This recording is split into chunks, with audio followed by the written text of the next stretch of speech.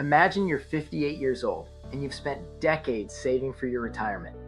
$300,000 saved with future plans to max out contributions until retirement at age 65. On paper, your numbers look solid, but how do you compare to others?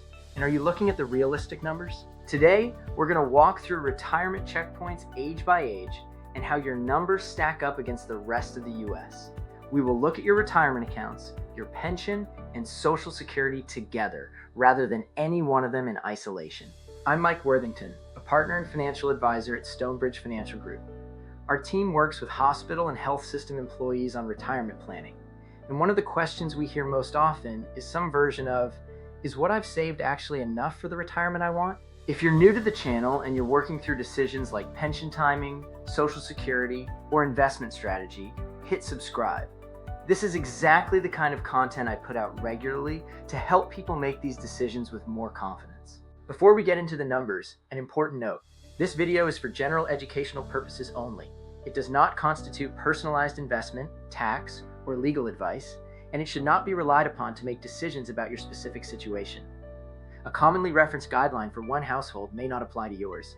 Let's start with some general context. Various industry surveys, including data published periodically by retirement plan record keepers, track average and median account balances by age group. Averages tend to be pulled higher by a relatively small number of very large balances, while the median, the point where half of savers are above and half are below, often paints a different picture. If your own 403b balance feels smaller than an average you've seen quoted somewhere, you may actually be closer to typical than you think. That said, where most people are, is not necessarily where they need to be for the retirement they're hoping for. So what are the averages age by age versus the actual median?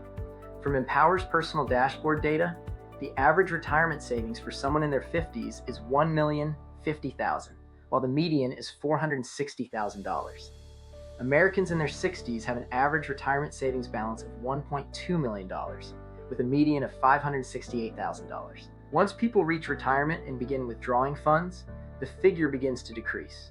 And in the example, having $300,000 saved up, one would have considerably lower than the median. Does account balance alone truly paint the full picture? In reality, people have different incomes and different spending lifestyles. So here's another approach.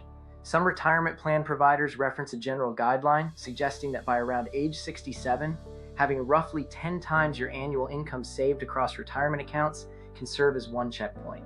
This 10x figure assumes a savings rate of around 15% of income, including any employer match starting in a person's mid-20s.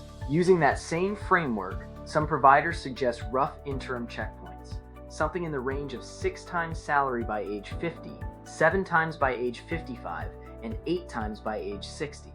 This is one commonly referenced approach and by no means a guarantee. So to the question, is what I've saved actually enough for the retirement I want? We would have to do a deeper dive. What are the subject's goals? What age do they want to retire at? And on what amount of annual income? What other assets or income sources do they have saved up?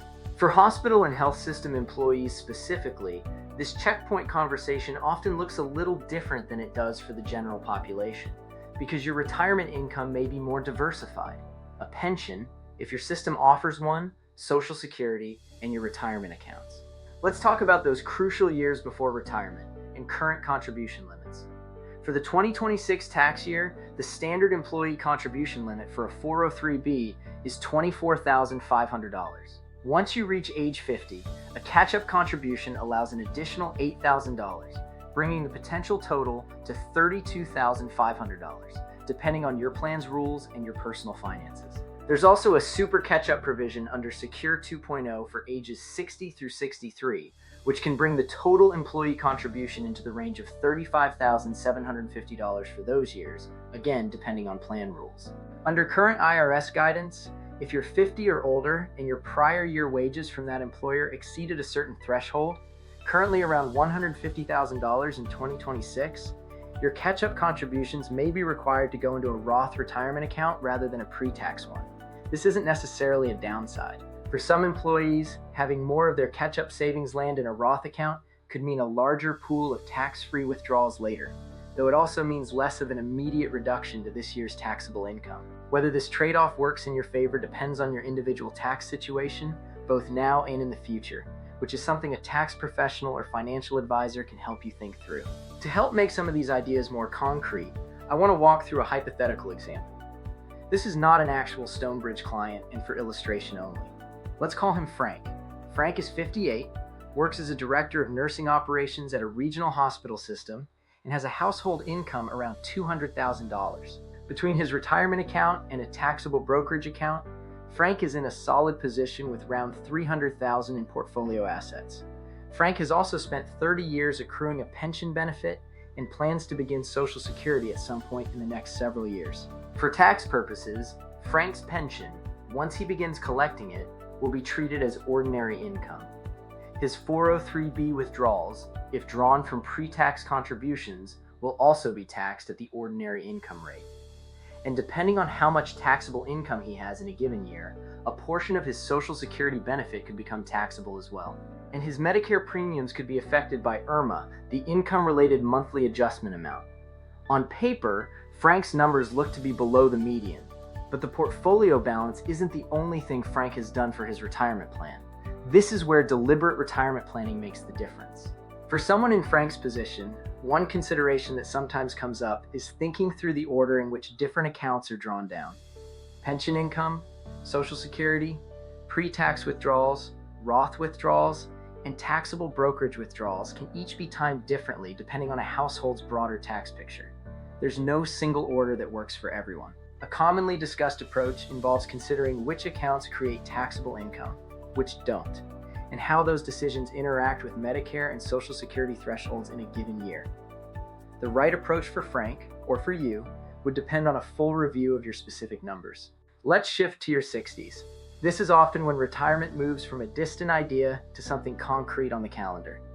One consideration that becomes more important at this stage is how your income is taxed can matter just as much as how much you've saved. Pre-tax withdrawals count as ordinary taxable income and can affect how much of your Social Security benefit is taxable, as well as your Medicare IRMA bracket. Roth withdrawals, if the account meets IRS requirements, are generally not counted as taxable income for those same purposes. Withdrawals from a taxable brokerage account may be eligible for capital gains treatment, which is taxed differently than ordinary income, along with potentially more flexibility around timing.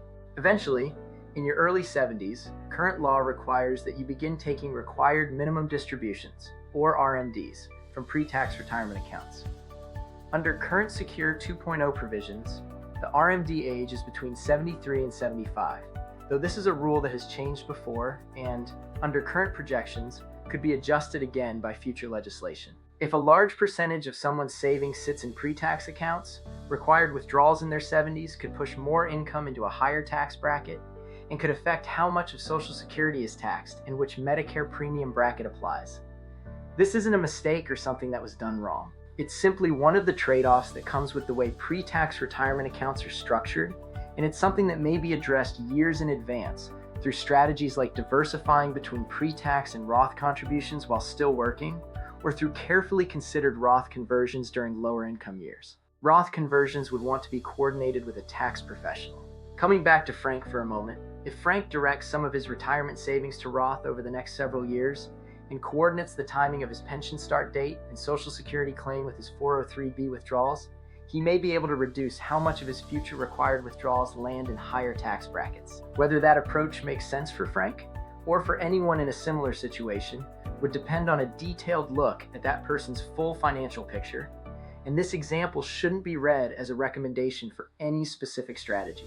So, going back to the averages, although $300,000 is less than the median for retirement assets saved, with his pension and tax-free bucket in his Roth, he may be in a better position than he thinks.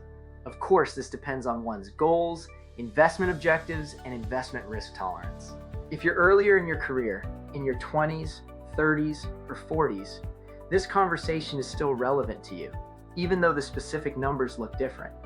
Industry data generally shows average and median retirement account balances rising gradually through these decades, with the biggest driver of long-term outcomes being the habit of contributing consistently and increasing that contribution over time, rather than any single decision made in any one year. If you have colleagues earlier in their career, sharing perspectives like this with them may help them start building that habit sooner. None of this is about hitting one magic number or following one universally correct formula. A commonly recommended approach is to look at your pension, Social Security, and retirement accounts together, rather than any one of them in isolation, and to revisit that picture regularly as tax law, plan rules, and your own circumstances change. If you found this helpful, consider subscribing so you don't miss future videos as we go deeper into pension elections, Social Security timing, and investment strategy for hospital and health system employees. Thank you for watching, and I'll see you in the next one.